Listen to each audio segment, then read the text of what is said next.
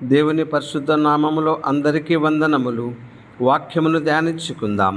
యెషయా గ్రంథము 66వ అధ్యాయము.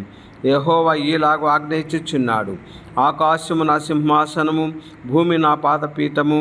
మీరు నా నిమిత్తము కట్టను ఉద్దేశించు ఇల్లు ఏ పాటిది?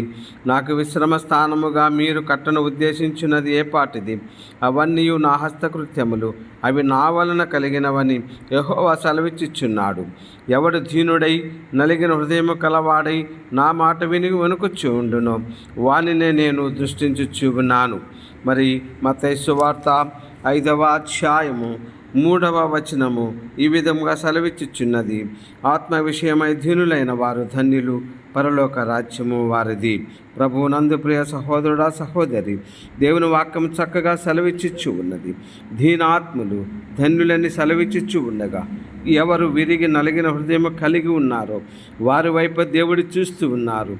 ఆత్మ విషయమైన మనము ఇదిగో రాతి కట్టడములు కట్టుచు దేవునికి వ్యతిరేకమైన క్రియల ద్వారా మన హృదయ పరివర్తన లేనటువంటి జీవితములు కొనసాగించుటలో దేవుడు మన వైపు చూడడం లేదు అని మనము తెలుసుకొనవలెను.